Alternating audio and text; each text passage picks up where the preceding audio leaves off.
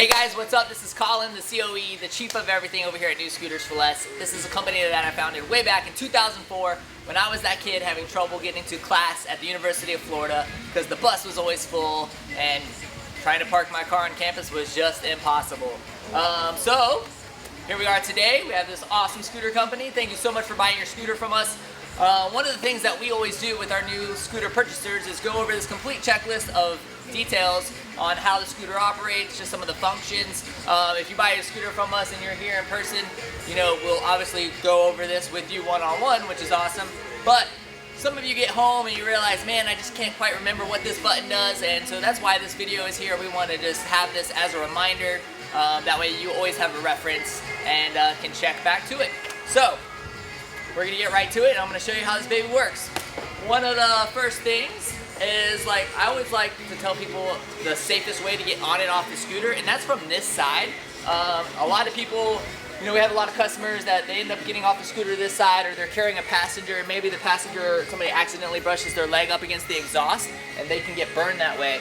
So what I recommend is that you always get on and off the scooter from this side. It's where the kickstand is anyway, and it just makes things a little bit easier. So get on and off the scooter from this side. Now, in order to start the scooter, what you want to do is turn the key to the on position right here. There's your ignition switch. And you can see that as you do that, you are getting battery power. So the gas gauge goes up. The oil light will actually come on for a second there, just to let you know that it's functioning. And if I left the key in this position, it would eventually kill my battery. But so, you know, if you keep your scooter in a garage or anything like that, you want to make sure that you always take the key out and don't accidentally leave it in the on position. But in order to start the scooter, you're going to turn the key to the on position there. You're going to pull the brake handle. That is a safety feature, so it's not going to start unless you pull the brake handle. And then you're going to press this little yellow button right here. Oh, kill switch. So, key on, pull the brake handle, press the yellow button, and it'll start right up.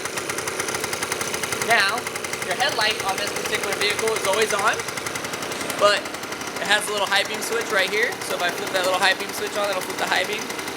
Switch is right here, as you can see. I'll flip the high beam on. Headlights, or excuse me, the blinkers are right here. So this is the blinker switch. If you turn this to the right, for example, your blinkers will come on. So you can see it blinking right there. Now, it's not like a car where it's automatically going to turn off when you turn the steering. So you can see it's not going to automatically shut off after I turn. So what I need to do is press this little off button right here on the switch, and that will shut it off. Flashers, this scooter does have flashers. Not all of them do, but you can see a little triangle here. If I flip this switch on, all four of my blinkers are going to start blinking.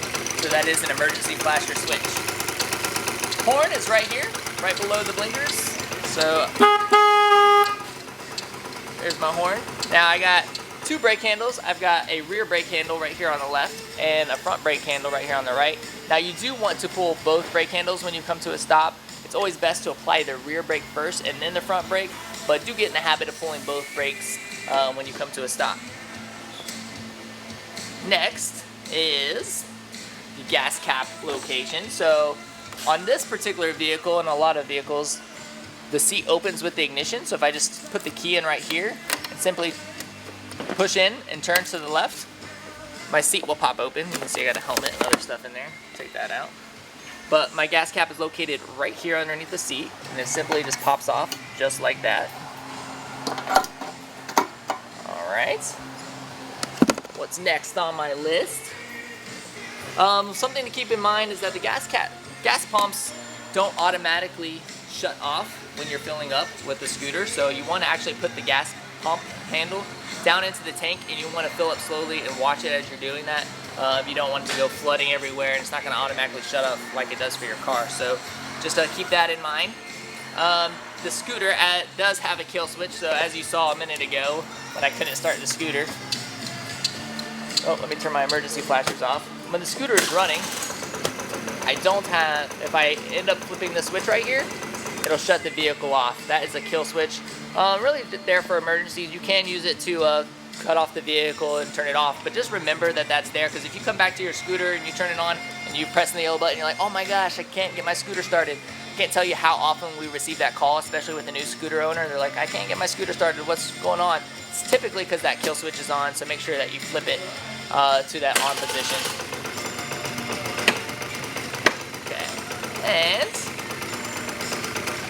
One thing I like to remind people, it is 100% normal for scooters to kind of idle low when they first start up, when it's nice and cool outside. It might idle low, it might sound like when you first start it up, it's gonna die. Like, I'm very impatient. I don't like to wait for my scooter to warm up. I like to jump on my scooter and go. So if you're one of those people, just keep that in mind when you start your scooter. If it's idling a little low and you drive to that first stoplight and it sounds like it's gonna cut off on you, maybe just give it just a little bit of gas when you're at that stoplight, just to keep it running. And then obviously once it warms up, it'll idle a little bit higher and you won't have to do that anymore. One of the other things I like to show is how to sit it up on the center kickstand. So if you'll look right over here, Hannah. So these do have a side kickstand, just like that, and that's perfectly fine, but it's a little bit more susceptible to getting knocked over. So one of the things that we recommend is always putting it on the center kickstand, which is right here. So you can see if I put my foot on it right here, I usually lift up right here and it'll roll back just a little bit. It's just a little bit more stable. Some people also like to put their heel into it like this. So they'll put their heel on it and then just kind of step on it and it'll roll back. That's perfectly okay as well. The main purpose for that though is that there's a little kickstart level right here. Now these scooters do have a battery, and of course it's going to start electrically, but in the event that your battery might be dead, you would be able to kickstart the vehicle. And what you'd want to do is make sure that that key is turned to the on position. Make sure that we don't have the kill switch on. Make sure it's on the circle and not the X. And then put your leg right here, so you might want to come right here, Hannah. And rest your foot on it, just like that. There is a lot of slack in there, so I like to grab it to where it grabs that gear, and then push through several times until it starts up. In this case, took one kick. Now your battery location is actually located on most scooters, and on this one, right up here underneath the floorboard. So that's where the battery is located. Batteries typically last 1 to 1.5 years. Sometimes if you're lucky, you'll get 2 years out of them, depending on how well you take care of it and maintain it and that sort of thing. But just if you end up coming to us to get a new battery, we'll install it for free. And this is a 2-stroke scooter. So on this scooter right here, you see this little indicator light. When I turn the scooter on, that oil light's going to come on just to show us that it's working, and then it'll go off because our oil level is good. If that oil light ever comes on and stays on and is steady, you want to make sure that you come to the dealership immediately to get some 2-cycle oil into your scooter. It is the lifeblood of this scooter. You will end up tearing it up if you do not have 2-cycle oil in it. So it is extremely important to make sure that that oil light stays off. And the way you would do that is by coming to the dealership and getting oil right here. So you see this little gap, this little oil cap right here. So we open that up and we make sure that there is 2-cycle oil down in there. Any 2-cycle oil is fine. Now if you do end up using like a marine oil or something like that, it's probably going to smoke a lot more. We recommend like a Lucas 2-cycle, something like this, which is going to have a lot less smoke behind you. And of course if you come here and get it, we'll be happy to install it for you. There's no charge for that. We'll simply pour it in there for you. But just make sure that if that oil light comes on, that you are getting 2-cycle oil into your scooter. And then everything from there, like we talked about gas, this is where you put the fuel. Obviously you want to make sure that you're using 93 octane in scooters, which is premium gasoline. Please remember that premium gasoline is not always the most expensive gasoline. I can't tell you how many people end up putting diesel fuel into their scooter, and of course we have to end up cleaning out their entire fuel systems, and that's something that you don't want to do. So make sure that you're using premium fuel, 93 octane gasoline in your scooters. And some things I like to just go over: if your scooter normally does a good 40 miles an hour, 35, 40 miles an hour, and all of a sudden you're going like 20, 25 miles an hour, it's typically related to tire pressure. Make sure you're maintaining that tire pressure. You can always come by the dealership and we'll be happy to check it for free for you. There's no charge for that. And but especially as we get to the colder weather, this video is being made in December, so we're approaching that colder weather, and it's very common for that tire pressure to fluctuate. And These are scooters, so things are going to vibrate over time. You know, if your mirrors come loose, feel free to swing by. We'll be happy to tighten them up for you. Your scooter does come with a little toolkit, so you can make those adjustments yourself and tighten them up. But, you know, we'll be happy to do it for you as well. And other things I like to go over, make sure they keep that registration with you. You know, all the scooters, when you buy your scooter from us, we are going to give you a license plate and a registration. And make sure that, you know, that registration is kept inside your scooter seat. Don't ride in the bike lanes. In Gainesville, there's a lot of bicycle lanes. These need to be treated exactly like a car in terms of being a motor vehicle. You do ride them on the road. You know, I always like to recommend staying out of like slick spots. Stay away from the tight corners where the gravel is. Stay away from where the cars might drip like water from their air conditioning, condensation and that kind of thing. Maybe where oil drips. I like to stay right behind a driver's mirror or the passenger side mirror so I can make sure that the driver in that car can see me. Those are always really good tips for your safety. A helmet is required if you're under 21 years of age. If you're not wearing a helmet, then make sure that you're carrying the $10,000 of the PIP, which is the personal injury protection insurance.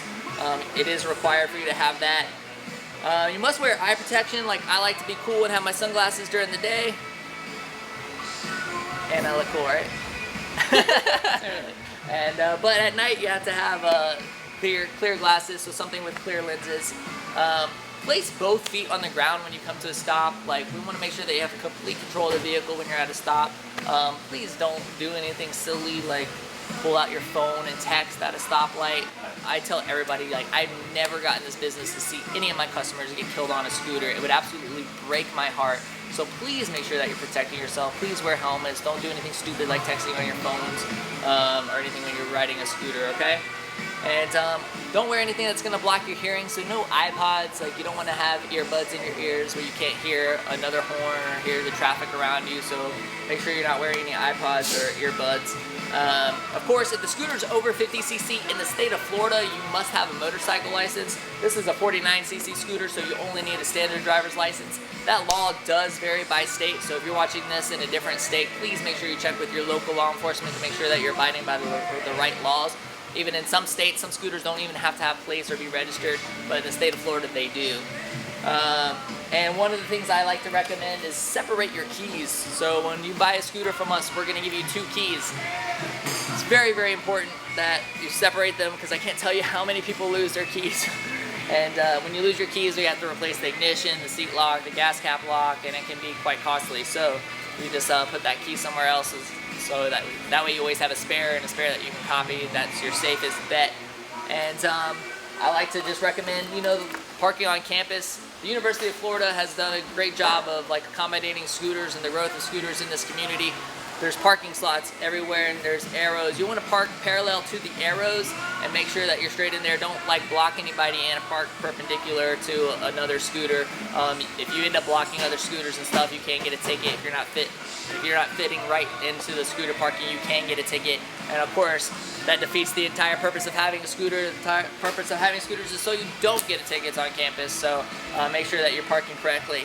Of course, if you have any questions, feel free to reach out to me. My name is Collin, and you can email me at collin@ns4l.com, and I'll be happy to answer any questions you have. Of course, you can always call the shop at 352-336-1271, and any of our team members here will be happy to assist you as well. And I hope that was a good run-through of everything for you guys. Stay safe out there, and come back and see us again soon. Have a great day. Bye.